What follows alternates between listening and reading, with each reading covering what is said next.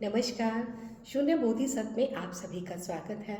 मैं फिर उपस्थित हूँ आप लोगों के समक्ष लेके एक प्रश्न का उत्तर। ये प्रश्न मुझसे पूछा है राकेश पाठक जी ने। उन्होंने कहा है कि जीवन को अध्यात्म की ओर कैसे लेके जाएं। तो मैं आज उसी का ही उत्तर दे रही हूँ। हो सकता है कि पाठक जी के प्रश्न से और भी बहुत सारे साधकों को उत्तर मिल जाए। जो जिन्होंने नहीं भी पूछा है ये प्रश्न, उन तक भी ये उत्तर पहुंच जाएगा। शुरू करती हूँ मैं फिर आज का ये प्रश्न उत्तर का सेशन।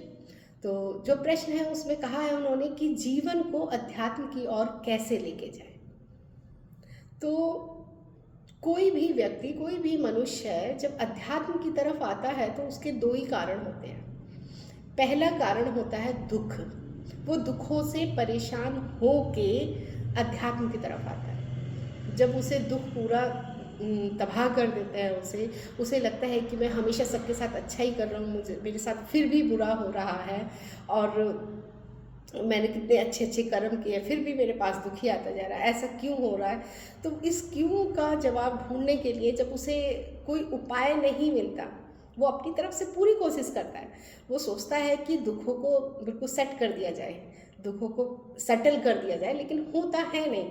तो वो अपना जब पूरा प्रयास करते करते जब वो थक जाता है, तब लास्ट में उसको लगता है कि शायद ईश्वर ही कुछ करे। तो एक तो ये कारण है अध्यात्म में आने का कि दुखों से दुखी होके, परेशान होके, उसके निवारण के लिए हम परमात्मा की तरफ, हम ईश्वर की तरफ आना शुरू कर देते हैं। शुरुआत हम कहाँ से करते हैं? मंदिर जाना, व्रत करना, उपवास करना, दान करना, मन्नत मांगना, ये सारी चीज़ें हैं। यहीं से शुरुआत होती है, सबकी भक्ति से ही शुरुआत होती है। तो एक कारण ये हो गया। अब दूसरा कारण क्या है?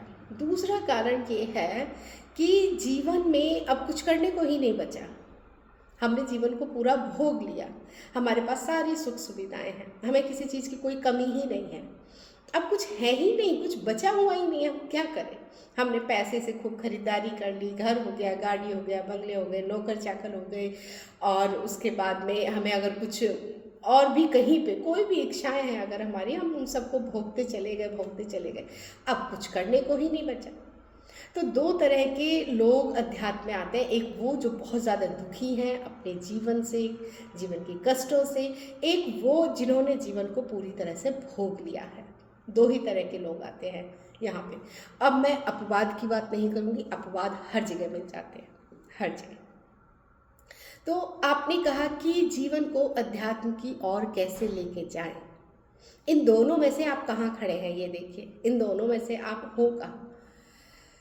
आप वहाँ हो जहाँ पे बहुत ज़्यादा दुख है, परेशानी है, कष्ट है, उसका निवारण नहीं हो रहा है और अब कुछ चमत्कार की उम्मीद है आपको, वहाँ खड़े हैं। या अब पूरे जीवन को भोग लिया, सारी इंद्रियों से सारे भोग हमने कर लिए हैं, अब कुछ करने को नहीं बचा है, तो अब क्या किया जाए? तो चलो ठीक है, परमात्मा की ही खोज की जाए।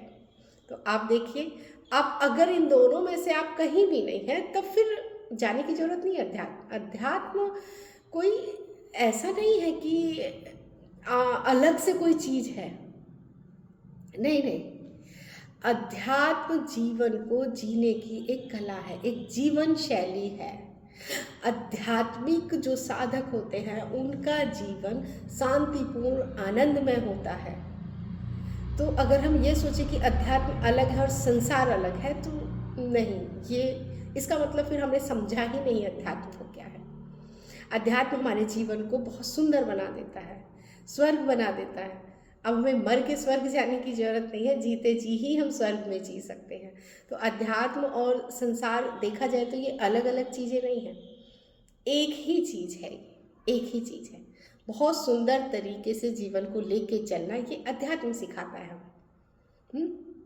आपने कहा कि हम कैसे अध्यात्म में लेके आए अपने जीवन को।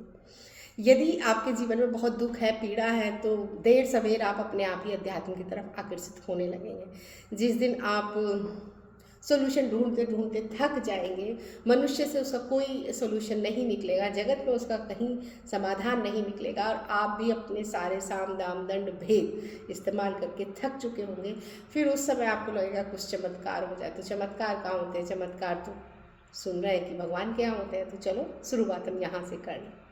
और यदि पूरे जीवन को भोग लिए हैं तब उसके बाद भी ईश्वर ही बसते हैं, फिर खोज के लिए और कुछ बचता भी नहीं है।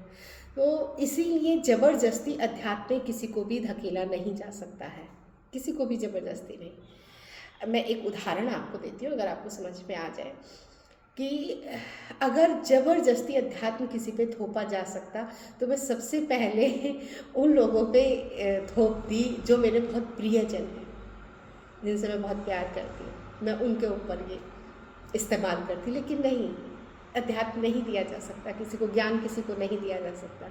ये तो पात्रता होती है, और जब पात्र कोई बन जाता है तो बारिश अपने आप हो जाती है, मार्ग अपने आप दिखाई दे जाते हैं, रास्ते अपने आप दिखाई दे जाते हैं।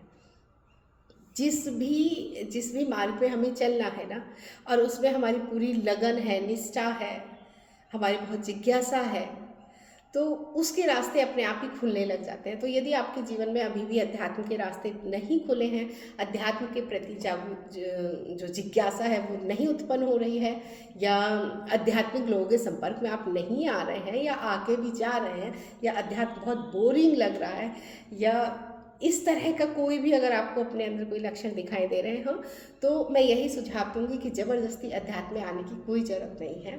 जो जैसा जीवन चल रहा है आप उसी जीवन में ही, उसी जीवन को सुंदर सा बना के आप चलते रहिए, उसी में और थक जाइए, अभी संसार से और ऊब जाइए, थक जाइए, ठीक है, तब फिर अध्यात्म में आप आ सकते हैं।